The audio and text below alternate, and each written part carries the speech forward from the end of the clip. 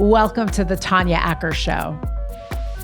Welcome to the podcast. Catherine Porter, Toronto bureau chief of the New York Times, a co-author of a really riveting piece about Haiti. It is called The Ransom, The Root of Haiti's Misery, Reparations to Enslavers. You can read it in the New York Times. Catherine co-authored the piece with Constant Mayo, Matt Apuzzo, and Salam Gobrekadin. Welcome, Catherine. Hi, thanks for having me. I'm riveted by your piece because I'm riveted by the story of Haiti. Haiti is the first place in the entire world where enslaved people had a successful slave revolt and threw off their enslavers, their French enslavers. Haiti, when it was still a French colony, was known as Saint-Domingue. And, Catherine, just so we can put some of your reporting in context, can you just tell us a little bit about what French slavery was like? The system in Saint-Domingue, this little nub of the island of Hispaniola, is considered by many historians as the most brutal form of slavery. It was, 90% of the colony were enslaved people. If you just think about the difference, if you have a population of a small place that is 90% enslaved, to keep those people under thumb, slave masters used some pretty brutal techniques of basically hard labor, low malnutrition, and fear. There's lots of stories of enslaved people being executed publicly, both on their plantations, but in public squares in Saint-Domingue. And the thing that is the most, there's so much that was grotesque about it, but this was considered the richest colony in the world. And it was the biggest producer of sugar and coffee, which was kind of like the oil of the era for Europe, for all of Europe, not just for France, because France then re-exported it out to Germany and Amsterdam and other parts of Europe at the time. And it made many French colonists incredibly wealthy. When you look at the cities of Bordeaux and other, Nantes, those cities were built on the slave trade. And the number one place that kidnapped Africans were being sent was to Saint-Domingue. So it's really amazing to think of this place that was considered, they called it the jewel of the Antilles. But it was a jewel only for a small percentage of white French slave owners, mostly white. There were some free blacks, but mostly white. And for the vast majority of the population, it was utter hell. It was a jewel for some, but as you point out, no enslavement can be considered anything but brutal. But some of the tortures in which the French engaged were particularly brutal. You write about circumstances where they actually put gunpowder in the bodies of enslaved people and then blew them up for all to see. I think it's important to point that out because sometimes in the United States, for instance, when we're confronting our own history, we think it's a bit singular and sometimes forget that these barbarities were taking place around the world. But unlike a lot of the enslaved people around the world, the Haitians were able to foment and execute a successful slave revolution in 1791. And their revolutionary leader was Toussaint Louverture. What happened to him, to Toussaint Louverture? Toussaint Louverture was one of the leaders of the revolution. He wasn't the only one, but as the revolution went on and on, he became the primary leader. He was essentially kidnapped by Napoleon's forces. So what happened was there was this huge revolution started by enslaved people. They won. Within a couple years, the French commissioners, like the leaders of the government, announced that any enslaved person that fought on their side against, in this internecine battle that was still going on, would become free. And then soon after, the revolutionary government of France announced the end of slavery. Every enslaved person would be a French citizen. So it was a really huge precedent that it had set.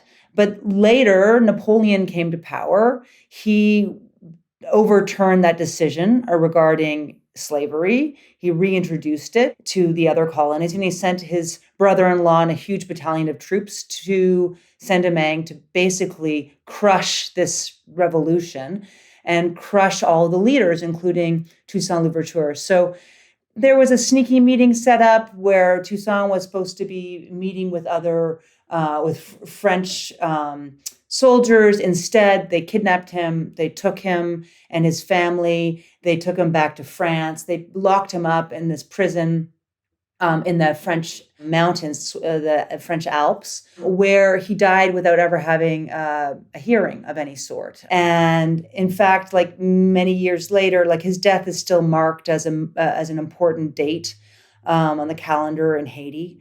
And it was on the 200th anniversary of his revolution, 200 years later, that President Aristide launched a campaign for restitution. Just so my viewers and listeners have a good sense of how important Louverture is in Haitian history. His line he has a line that's become a standard in Haitian history books. And the line was, and this is after his kidnapping, "In overthrowing me, you have done no more than cut down the trunk of the tree of Black liberty in Saint-Domingue. It will spring back from the roots, for they are numerous and deep." So let's just do a quick recap. 1791, the Haitians throw off their enslavers. The French revolutionary government says, okay, no more slavery. Napoleon comes to power and says, nope, not today. I'm taking the colony back. He sends troops to Haiti, led by his brother-in-law, to recapture the island, and he loses. Catherine, he lost about, 50,000 troops when he tried to retake the island. Isn't that about right? Yeah, I mean, troops, Marines. Yes, I mean, a mixture of both soldiers, Marines, and militia fighters. So that's a figure that historian Philippe Girard, who's done all the most, that we relied on, cites.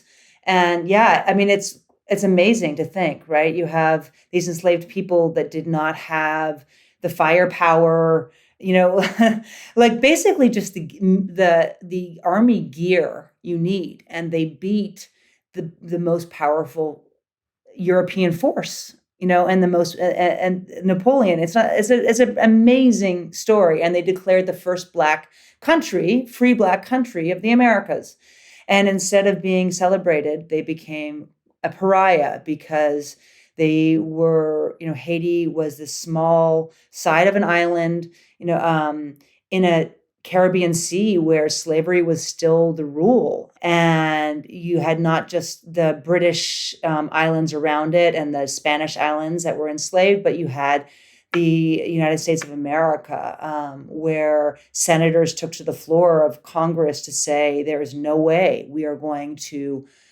recognize this country. It is a pestilence, because they were frightened that it would serve as an example for the enslaved people there to take up arms. They were frightened indeed. I mean, here was the United States, who was still subjugating and enslaving African Americans, and then just across the way, they see these Black people who threw off their enslavers in a successful revolt. Your reporting actually points out some really, I would say, instructive quotes from American political leadership about the state of this free Black country. Senator Thomas Benton of Missouri said to his fellow lawmakers in Congress, this is a quote, "The peace of 11 states in this union will not permit the fruits of a successful Negro insurrection.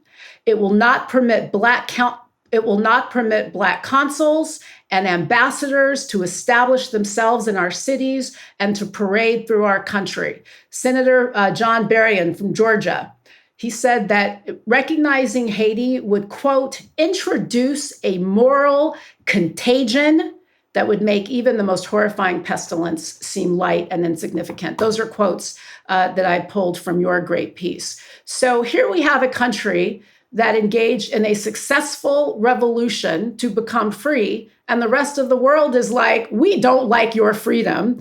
And we are essentially not going to trade with you and make you a pariah state. So then that leads us to the subject of your piece, the ransom, because now you've got a free Haiti. You've got French colonists who've been deprived of what they see as, not what they see, I mean, it was true. It was a very profitable colony. As you pointed out, the commodities that were coming from Haiti were feeding all of Europe. The French colonists are not happy about this, and they weren't ready to let it go. 1825, the King of France makes another play, and this is really the subject of your piece. What happens in 1825? In 1825, there's a new king in France, King Charles X, and he sends his emissary, the Baron of Macau, who was a big diplomat and Navy guy, in with a battalion of warships to Haiti. The Baron shows up. He says to the president of the time of Haiti, you got two options. Either you pay up, give us reparations, or we're going to declare war on you. And I'm not a negotiator.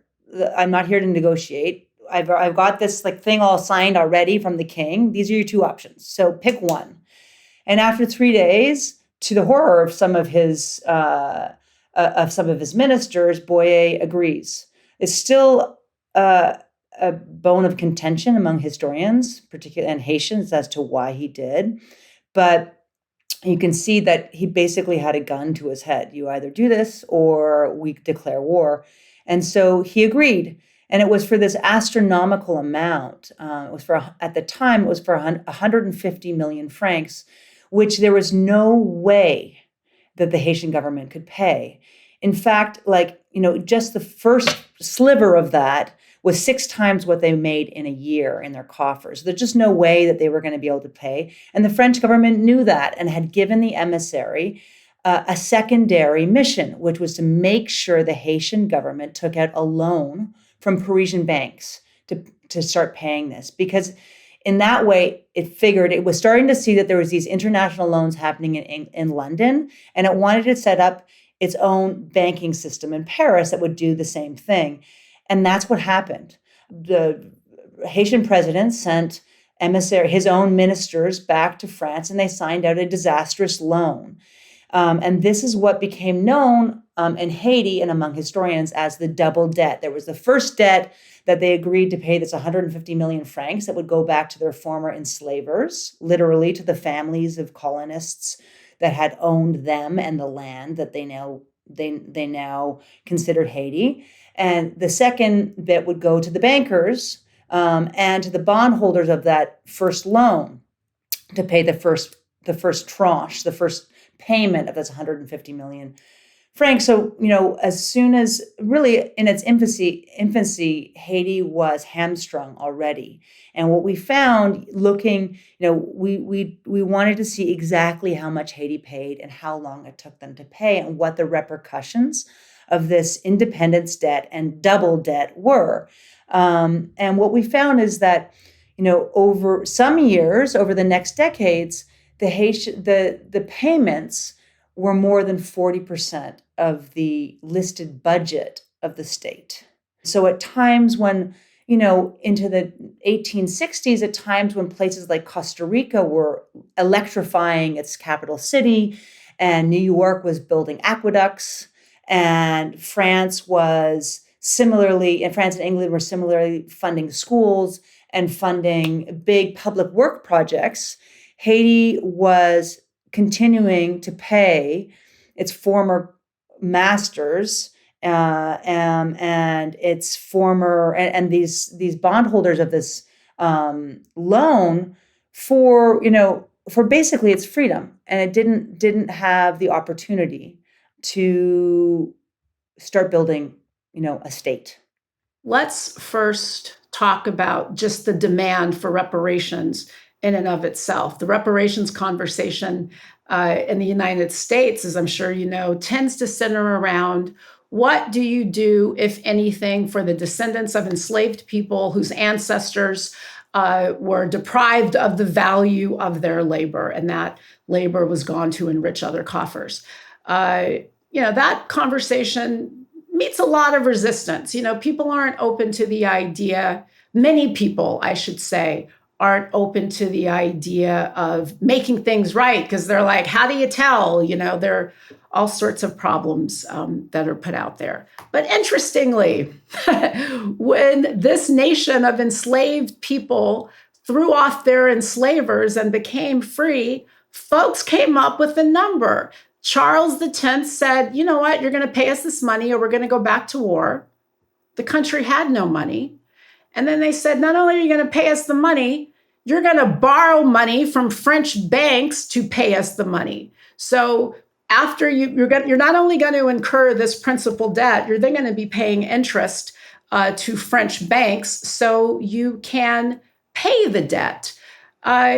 Catherine, the sense I got from your reporting is that the French government has been very coy, and that's putting it mildly, about these payments and about the amount of reparations that they demanded from the freed, formerly enslaved Haitians. What was that number? What were you able to cull from all the various documents and the research that you did about what that number was in the first instance? We can talk later about what the economic impact of it was, but just in the first instance, how much did the Haitians have to pay?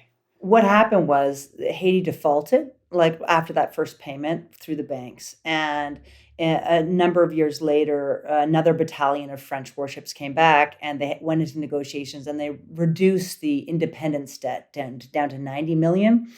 But what my colleague in Paris, his name is Constant Mehoud, what he did was go to the archives of various archives and basically collect the payments. The payments to the independence debt to families, and then also the payments to the banks, and looking also at late fees, interest fees. Like, as you know, anytime you take out a loan from a bank, like, it's quite crafty, and you're always ending up paying interest and late fees. So, and when we added it all together, we found that, if you added it up, it became $560 million is what Haiti paid.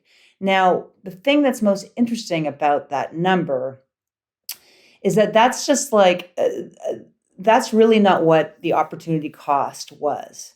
That's just the direct payments. So then we worked with international economists and financial historians to sort of look at, what would that money have been if it had stayed in Haiti? Because the thing is that's so interesting about this debt is it's not like an international development loan that you think about today that goes towards building schools, or at least on paper, goes towards building schools, goes towards often, developing a country. This was just a drain. This was just a tap in the side of Haiti flowing for nothing in return. So if that money had stayed in Haiti and gone into the pockets of people, and grown at the same fairly depressed rate of the Haitian economy, it would add up to $21 billion today. But interestingly, some economists said, well, really, that's not what happens. Like, the money never just stays in people's pockets.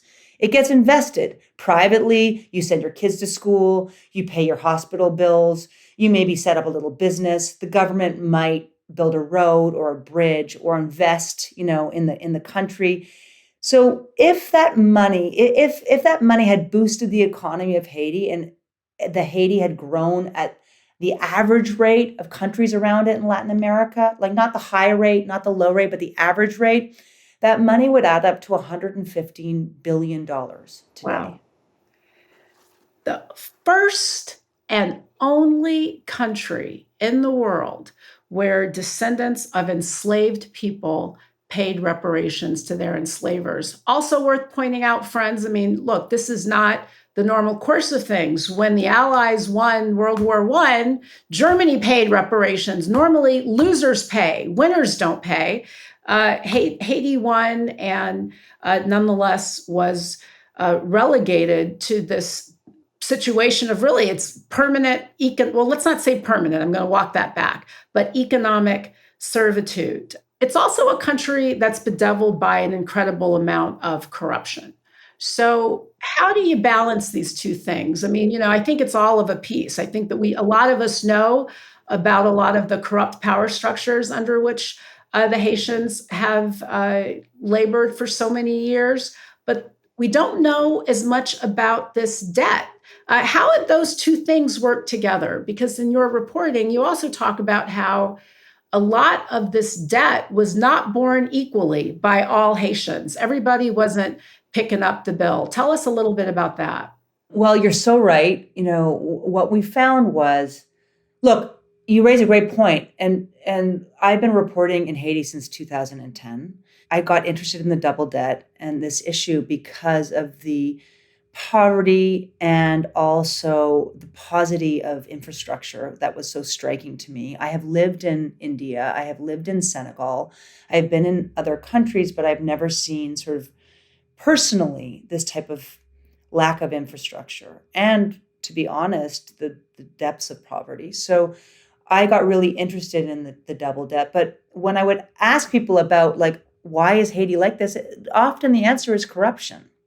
And that there is a history of predatory governments, that people go into government not to serve their people, but to get rich, because, and that's a long standing history. And that is one explanation I've heard many times, has been written up in many great books. And there's huge reporting on corruption there. So there, Transparency International last year gave Haiti, like, it was one of the most corrupt countries in the world, tied with like North Korea. So there's lots of truth to that, but I was really interested in this other story that is not told, and is not, and has been researched. Like, there's tons of Haitian scholars who've done amazing work on this issue. It's not like the New York Times discovered the double debt. What we did was add it up, and bring the story to a popular readership. So, but this was another story we were just interested in, that is not normally part of the framing, of when people talk about Haiti and the misery, they don't talk about this and this. So we wanted to add this to this picture. How much is both? I don't know the answer to that question at all. And I don't even know how you would go about wanting to quantify both. But it is true what you said, that when we look at who paid this debt, it was not the rich that paid this debt.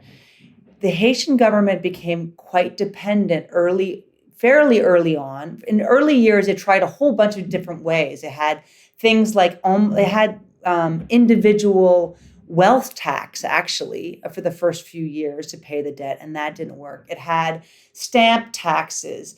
It sold land. It did a whole bunch of different things. But then, as time went on, it became more and more dependent on export taxes on coffee. Coffee was the number one export. So, when you think about coffee, I didn't know, I'm a city girl, so I don't know much about coffee, but I took a crash course there in Haiti, and it's a tree, that is a perennial thing, and it plants. So these coffee plantations from the colonial era are up in a temperate forest, up in the mountains, and they seeded themselves. And so you have small scale subsistence farmers who took over, bits of land, very small acreages that are mixed. They have coffee, they have mango, they have, different manioc, a whole bunch of different kinds of fruits and vegetables. And this became the number one export commodity of the country. And very quickly, it was the exports on these coffee, exports for these coffee farmers that was funding not just the government, but this tax. I mean, this independence debt, the double debt, and it's a hidden. I mean, export taxes are hidden, right? So the coffee farmers wouldn't necessarily know about them. They just get a worse deal. They get a worse price on their coffee. So it was interesting to me, like, when you go, coffee is still a crop that is grown in certain areas of Haiti. I spent some time in a place called Don Don. It's where the first coffee plantations were cut into the mountainsides. It was sort of where coffee began as an export commodity there.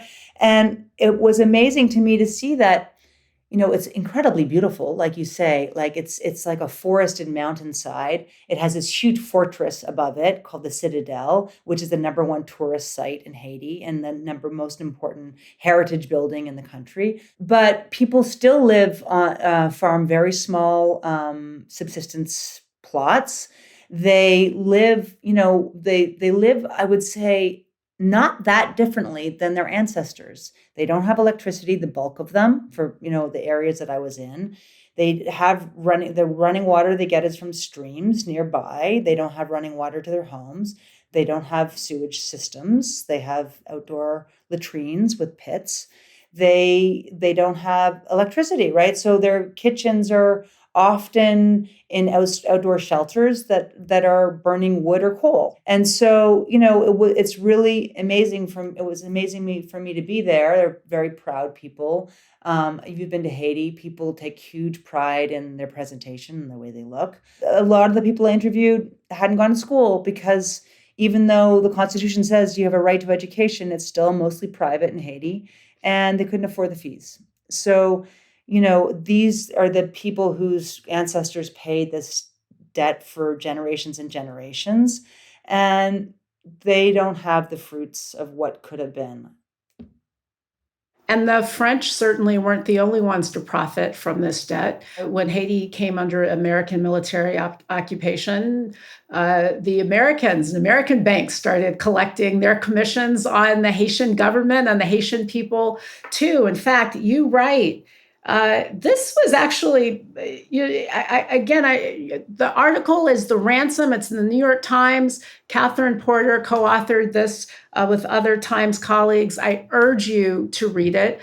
It says a lot, one, about the fact that horrible situations aren't inevitable, right? That's why I'm so fascinated by Haiti. The whole notion of an enslaved people throwing off their enslavers says something about the fact that, desperation need not be inevitable. However, you write about how in the 40s, Haitian kids in their classrooms were being asked to donate their coins so they could help pay off their country's debt to international powers. They were paying the American debt back. By then, debt begets debt. But by then, the independence debt was over. But it had spurred this so it had spurred an indebtedness. So by the time they paid that debt, they had taken out another loan. And then, but the Americans kind of came in and pushed their own loan in 1922, which was a disastrous loan that the Haitians did not want and said in Parliament they did not want. And it's a really layered, fascinating history. And it was paying off. That was sort of the residue of this long history of loans that they were paying off. And they had songs. In fact, like talking to some of my people I've met in Haiti, tell me about the song that their grandfather or their fathers taught them. There was a song that was on the radio about let's pay the debt, like let's finish it off. In 1947 was when that debt was finally paid, although I will say the French came back. But at that same time, the thing that was really haunting is that the newly formed United Nations sent this delegation of investigators to Haiti to look at basically how the United States had left it after years of occupation, years of military occupation, and then years of financial occupation. And they found a country that was in such like the same dire straits as it had always been, with little electricity, very little development, and also, estimates of 1 in 6 kids going to school. So those kids who were paying off that debt, they were the lucky ones. They were going to school. The rest of them were not. And still this day, I have to say, like for most kids you meet in Haiti, going to school is a big deal because their parents really push school because it's still a rarity to get to go for very long. Debt begets debt. The Haitians had to borrow money to pay the first debt, and then they kept being subject to increasing loans by foreign powers. that have consumed an incredible amount of their domestic product. There's no real public school system in Haiti, is what you're saying, Catherine. So the kids who do end up in school are a few of the lucky ones. Catherine, before you go, what do you see as the future for Haiti?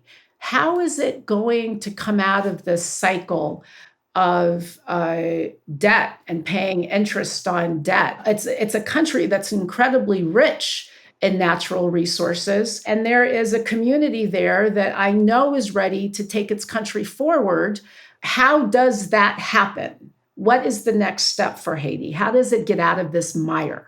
As a journalist, as a watcher, I do not know. I do know, though, that there is a really engaged group of, I mean, Haiti's a very difficult place right now. It's very dangerous. Kidnappings are huge. There's a big group of warring gangs that have made much of the capital very dangerous for locals. I think it's a very dark time for Haitians, but yet there are this really dedicated group of democracy, anti-corruption activists who have been working to try and draft a plan for a future in Haiti. And we don't know if they'll be successful and what it will look like, but I still take huge hope, because when you talk to these people, they're so passionate and engaged. And whatever happens to Haiti, like whatever happens in the future, will be decided by its own people. Like that's for me the most. I'm not Haitian. I'm just a watcher. I get to drop in and drop out. I'm an outsider. But I do see a hugely committed, very bright, very active civil society. And that gives me a lot of hope for the future there. I'm not Haitian either. I'm only not even as close a watcher as you. I'd say I'm an interested observer and admirer. As someone who's the descendant of enslaved people, I'm an admirer of what they did. And I continue to admire the country. And I will do whatever I can from my little vantage point to cheer for the people who are trying to make things right. And in the meantime, Catherine, thank you for your brilliant reporting, because this piece, The Ransom, and again, folks, New York Times, you must read it. It does such a great job, not just of laying out what the current problem is, and you really dug into the question of these numbers, which governments have been so coy about, but you also really told the story of Haiti and put it in context so people understand how that country got there. So thank you. Thank you for the story. Thank you for being here. And I hope that at some point you'll have some great news to report about what's happening in the country and you'll come back. Thank you so much for having me, and thank you for your interest. Thanks, Catherine.